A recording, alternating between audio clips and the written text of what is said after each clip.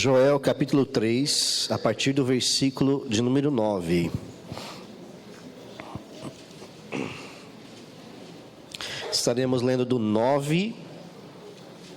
versículo 9 até o versículo 17.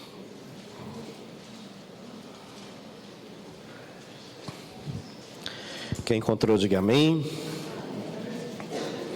Quem não encontrou, diga espera um pouco. Para ajudar os irmãos, como o pastor sempre diz, esse texto de Joel fica entre Gênesis e Apocalipse, amém? Fácil de encontrar. Joel capítulo 3, versículo de número 9. A palavra de Deus, ela nos diz assim, queridos: proclamai isto entre as nações, apregoai guerra santa e suscitai os valentes. Cheguem-se, subam todos os homens de guerra, forjai espadas das vossas relhas de arado e lanças para as vossas podadeiras. Diga ao fraco: eu sou forte. Apressai-vos e vinde todos os povos em redor, e congregai-vos para ali. Ó Senhor, faze descer os teus valentes. Levanta-se as nações e sigam para o vale de Josafá, porque ali me assentarei para julgar todas as nações em redor. Lançai a foice, porque está madura a seara. Vinde, pisai, porque o lagar está cheio, os seus compartimentos transbordam, porquanto a sua malícia é grande. Multidões no vale da decisão, porque o dia do Senhor está perto no vale da decisão. O sol e a lua se escurecem, e as estrelas retiram o seu resplendor. O Senhor brama de Sião, e se fará ouvir de Jerusalém, e os céus e a terra tremerão, mas o Senhor será o refúgio do seu povo e a fortaleza dos filhos de Israel. Sabereis assim que eu sou o Senhor, vosso Deus, que habito em Sião, meu santo monte, e Jerusalém será santa. Estranhos não passarão mais por ela. Amém? Oremos. Pai, muito obrigado pela Tua palavra que foi lida nesta noite, e colocamos o nosso coração diante do Senhor, para que esta palavra possa incomodar a nossa alma, possa, Senhor, transformar o nosso pensamento, e que possamos, Senhor, guardá-la com amor em nossos corações. Assim oramos e te pedimos, fala conosco, em nome de Jesus. Amém. Amém. Queridos, nesta noite eu gostaria de falar com os irmãos sobre o seguinte tema: está madura a seara. Você pode repetir comigo? Está madura a seara. Você crê nisso? Amados, esse capítulo aqui, o capítulo 3 de Joel, é um capítulo profético, é um capítulo no qual se fala de um tempo que ainda está por vir, ou seja, é um trecho escatológico, é um texto que nos fala e nos revela de algo que vai acontecer lá no final dos tempos. Comumente nós conhecemos aquilo que vai acontecer no futuro pelo livro de Apocalipse, mas também outros textos como Joel, como Isaías, como Daniel, como Ezequiel, também são textos que revelam aquilo que ainda há de acontecer. E esse é um texto como esse, que nos fala, querido, aqui sobre a batalha final, a batalha do Armagedon, algo que irá acontecer no final dos tempos. Mas, no entanto, nós gostaríamos nesta noite de estudar juntamente com os irmãos e compartilhar aqui este parágrafo parágrafo, retirando lições valiosas para os nossos dias hoje. Sabemos que esse é um texto que é o que vai acontecer, mas esse texto também nos incita e nos ensina lições maravilhosas para os nossos dias ainda hoje. Amém? E sob a inspiração do alto, nós vamos estar então estudando esta palavra. Portanto, eu gostaria que você permanecesse com a sua Bíblia aberta para nós estarmos lendo os textos em seguida. Queridos, comumente nós temos visto e ouvido falar sobre a volta de Jesus. De um tempo para cá, muitas coisas têm acontecido, muitos eventos têm acontecido, e por isso tem despertado a consciência de muitas pessoas com relação à volta de Cristo.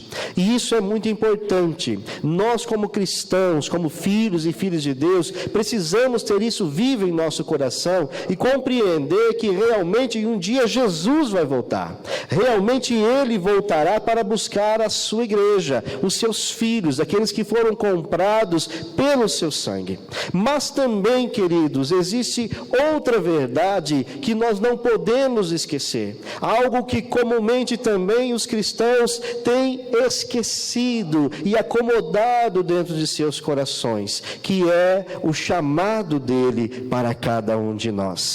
Cada um de nós fomos chamados, fomos tirados das trevas para a luz com um propósito, e esse propósito, queridos, é fazer a missão que um dia Ele nos comissionou a cada um de nós, a mim e a você. Ide por todo o mundo, pregai o Evangelho a toda criatura, fazendo discípulos, batizando em nome do Pai, do Filho e do Espírito Santo.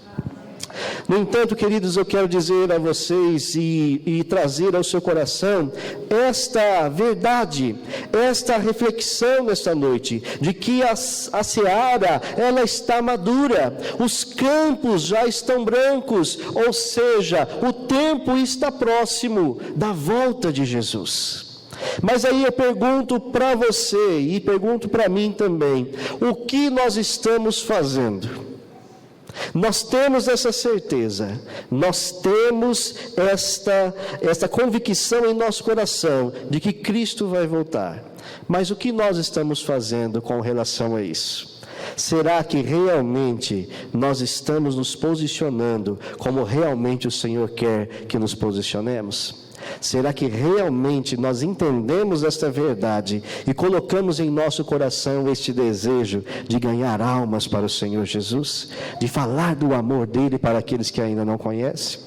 Então, querido, se isso não aconteceu, se isso não está acontecendo em seu coração, em sua vida, eu peço a você, comece a pensar, comece a colocar isso em sua mente, em seu coração, porque é de suma importância este papel que o Senhor Jesus nos incumbiu. Não foi um pedido, mas foi uma ordem: ide por todo o mundo, pregai o Evangelho a toda criatura. Amém? Então, entendendo isso, queridos, nós precisamos compreender que nós estamos vivendo uma hora de guerra, estamos vivendo um momento de luta. Olha só o versículo de número 9, o versículo de número 9 diz assim: proclamai isto entre as nações, apregoai guerra santa e suscitai os valentes. Então aqui a palavra do Senhor está dizendo que nós estamos em guerra. O cristão tem uma guerra declarada. Você entende isso? Fala para o seu irmão: você e eu temos uma guerra declarada. Mas esta guerra é contra quem? Contra quem nós estamos lutando, querido? Contra quem nós estamos batalhando? Porque infelizmente muitas vezes nós temos a leve percepção de que nós estamos lutando uns com os outros. Às vezes dentro de uma comunidade, dentro de uma igreja, às vezes nós temos essa percepção. Que a nossa guerra é contra o meu irmão, é contra o fulano, o beltrano, ou é contra as pessoas. Não, a nossa guerra é contra o mundo, a nossa guerra é contra Satanás, as trevas e o pecado. É por isso que nós lutamos, é contra isso que nós lutamos. Nós lutamos também contra nós mesmos, porque o nosso eu muitas vezes tem interferido na vontade de Deus para a nossa vida. Então a nossa guerra é constante, não é uma guerra que você luta um dia e descansa o outro, não, todos os dias nós estamos em batalha, uma batalha espiritual. A luta do cristão é constante, por mais que nós nos esforcemos, nós podemos estar certos que estamos a cada dia num campo de batalha. Então, por isso que eu tenho falado sempre e constantemente para os irmãos, não estamos em hora de brincadeira, nós não estamos em hora de perder tempo com coisas que não são úteis para o reino, não estamos em hora de ficar fazendo festas, nós estamos em guerra, porque o tempo se aproxima, o relógio está batendo a meia-noite, Jesus está voltando e nós precisamos nos levantar como valentes que Ele nos chamou, como homens e mulheres que se dispõem verdadeiramente com um chamado dele em nossa vida, com um chamado verdadeiro, com convicções claras em nossos corações, pois Jesus está voltando e a seara está branca e poucos são os ceifeiros. Muitos poucos são os ceifeiros. Por isso, queridos, entenda o momento que nós estamos vivendo. É tempo de guerra, é tempo de batalha. Amém? Segunda coisa, queridos, que esse texto nos ensina, está no versículo 9 e 10. Olha lá. Apregoai guerra santa e suscitai os valentes, cheguem-se, subam todos os homens de guerra, forjai espadas das vossas relhas de arado e lanças das vossas podadeiras, diga ao fraco, eu sou forte. Aqui, queridos, nós vemos um chamado de Deus para a mobilização. Aqui nós somos chamados à mobilização. À luz do versículo 9 e 10 aqui, todos estamos sendo convocados para a luta, para o trabalho. Esse trabalho não é exclusivamente do pastor, não é exclusivamente da liderança de uma igreja, mas esse trabalho é algo de todos, é um chamado a todos à evangelização. Então o texto diz aqui, suscitai os valentes, nós somos os valentes do Senhor. Eu e você somos os valentes do Senhor, que o Senhor tem suscitado, tem levantado, tem chamado para uma mobilização. Cheguem-se, subam todos os homens de guerra, diga ao fraco, eu sou forte. Você é forte? Você tem coragem? Eu sempre costumo dizer, queridos, que o Senhor não nos chamou para ficarmos sentados em um banco somente. O Senhor não nos chamou, não nos tirou das trevas, não nos livrou do jugo do pecado para ficarmos sentados simplesmente sendo meros espectadores. Não foi para isso que Ele te chamou. Se você pensa que foi para isso, você está redondamente enganado. E eu costumo dizer que quem fica em banco é prego, é parafuso. Você não é prego, você não é parafuso, você é um valente do Senhor. O Senhor te chamou, o Senhor te escolheu, o Senhor te alistou nesta batalha para ser e fazer a diferença aonde Ele te levar. Por isso, queridos, nós somos mobilizados a fazer essa diferença no reino de Deus, e no reino do Senhor há um lugar para cada um de nós. Muitas vezes nós pensamos assim: não, eu não sei cantar, eu não sei pregar, eu não sei tocar, eu não sei isso, eu não sei aquilo. Meu querido, ninguém falou que para você fazer a obra do Senhor, você precisa pegar um microfone para pregar. Ninguém falou que para você fazer a obra do Senhor, você precisa cantar em um grupo de louvor ou tocar. Não, fazer a obra do Senhor, querido, é anunciar aquilo que Ele fez na sua vida para as outras pessoas. É para isso que o Senhor nos chamou. Aqui nós nos preparamos, aqui nós adoramos, aqui é o quartel-general, onde nós recebemos a instrução de Deus para nos fortalecer. Mas o campo não é aqui, o campo é lá fora. É lá fora que nós precisamos ser o sal da terra, a luz deste mundo, fazemos a diferença aonde o Senhor nos levar. Na escola, na faculdade, no trabalho, na vizinhança, aonde o Senhor nos mandar. Porque luz no meio de luz vai ser sempre luz, mas nós precisamos ser luz no meio das trevas. E as trevas estão lá fora, queridos. Sejamos o referencial, sejamos a voz de Cristo aonde Ele nos enviar. Amém? Então, querido, para fazer a obra do Senhor, o Senhor só precisa de disposição, de homens e mulheres que se dispõem, como nós cantamos aqui. Eis-me aqui, Senhor, eis-me aqui. Então, se você cantou nesta noite com convicção, eis-me aqui, permita que o Senhor use a sua vida conforme Ele quer. Amém?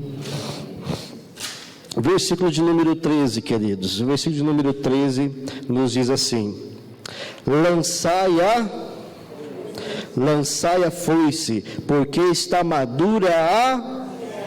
Vinde, pisai, porque o lugar está cheio, o lagar está cheio, os seus compartimentos transbordam, porquanto a sua malícia é grande. Então o versículo 13 está dizendo aqui: lançai a foice, ou seja, é hora de trabalho. Fala para o seu irmão: é hora de trabalho. É hora de trabalhar. O texto é muito claro: lançai a foice. É hora de colocarmos todos os nossos recursos e serviços no reino de Deus. O que você sabe fazer, aquilo que Deus permitiu que você alcançasse até hoje, coloque isso em uso para o reino de Deus. Grandes coisas o Senhor tem preparado para aqueles que se dispõem, para aqueles, queridos, que lançam a foice, que estão prontos para o trabalho. Às vezes você pode dizer assim: pastor, eu não sou ninguém, eu não consigo, eu não consigo falar direito. Meu querido, lance a foice, tome a atitude, comece a fazer algo e Deus capacitará você. Deus usará você de uma forma extraordinária e maravilhosa, porque a obra é dele e é o Espírito Santo dele que te capacitará e direcionará a sua vida para toda boa obra. Você crê nisso? Infelizmente, queridos, muitos cristãos estão lançando as suas foices. Isto é, não estão empenhados em se engajar na obra do Senhor. Jesus Cristo, de certa feita, disse a Simão Pedro e aos seus companheiros: fazei-vos ao largo e lançai as vossas redes para pescar. E assim o Senhor está dizendo para nós nesta noite: é preciso que tenhamos esta visão, essa disposição como povo de Deus. Lançai as redes, lançai as redes, lançai as vossas foices, porque a seara está madura. Almas estão morrendo sem conhecer a Cristo, pessoas estão perecendo sem conhecer a Cristo, e a responsabilidade destas pessoas é nossa. A responsabilidade da vida dessas pessoas está na mão da igreja, porque Cristo deixou a sua igreja para alcançar os que estão perdidos. Então, queridos, nós entendemos também que além de ser um tempo de trabalho, nós estamos vivendo um tempo de urgência. O versículo de número 11 diz: apressai-vos e vinde. Apressai-vos, é um tempo de urgência. A palavra do versículo é clara: apressai-vos, não podemos mais perder tempo. Fala para o seu irmão: não perca mais tempo, não é hora de perder tempo.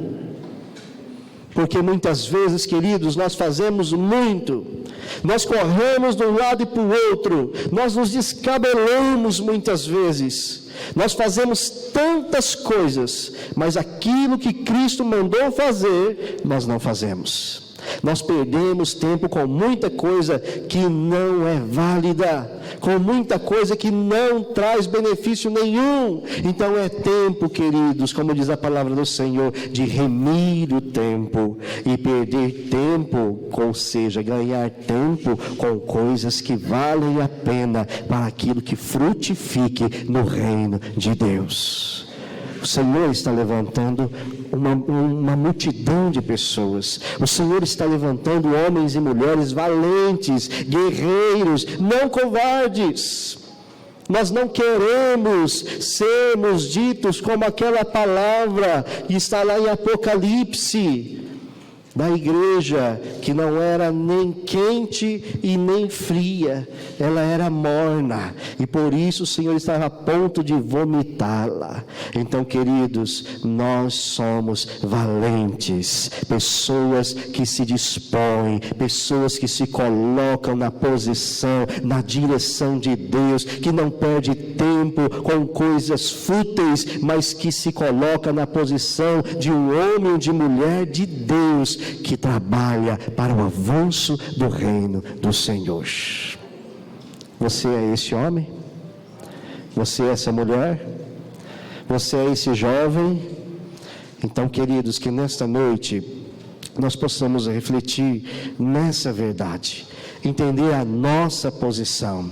A seara está madura e é tempo de nós nos mobilizarmos, é tempo de nós unirmos as forças, é tempo de entender contra quem nós estamos lutando, é tempo de urgência, é tempo, queridos, de oportunidade, é tempo de termos compaixão por aqueles que ainda não foram alcançados pelo Senhor.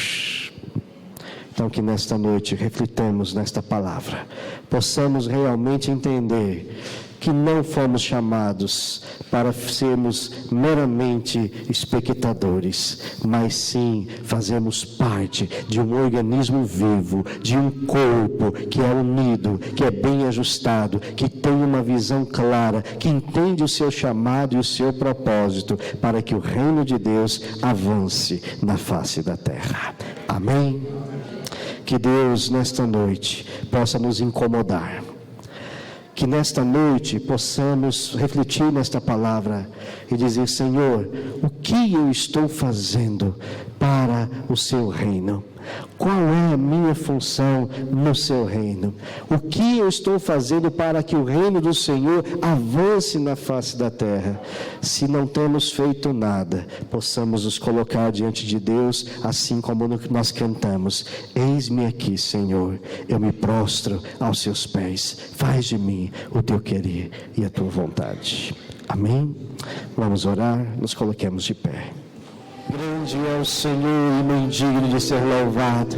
Nós adoramos ao Senhor, Pai, porque grandes coisas o Senhor tem feito em nosso meio. Grandes coisas o Senhor ainda fará no meio desta igreja e através desta igreja, Senhor. Por isso nós agradecemos ao Senhor pela Tua presença. Agradecemos ao Senhor pelas ofertas recolhidas, agradecemos pela Tua provisão e oramos para que o Senhor, em Sua infinita graça, misericórdia, continue, Senhor, sustentando a vida financeira de cada família aqui representada, multiplicando, Senhor, o salário e o celeiro dos seus filhos, que eles possam presenciar a cada dia a provisão do Senhor sobre as suas vidas. Assim, Pai, nós nós oramos, clamamos e agradecemos em nome de Jesus. Amém e amém. Amém. Graças a Deus. Estarei dando a bênção apostólica e após os avisos finais, levante suas mãos para o céu, que o grande amor de Deus, nosso Pai, Criador dos céus e da terra, que a graça salvadora de Jesus Cristo e a comunhão e as consolações do Espírito Santo continue constantes e presentes em sua vida. E você que crê nesta promessa, diga amém. Podem assentar, meus queridos.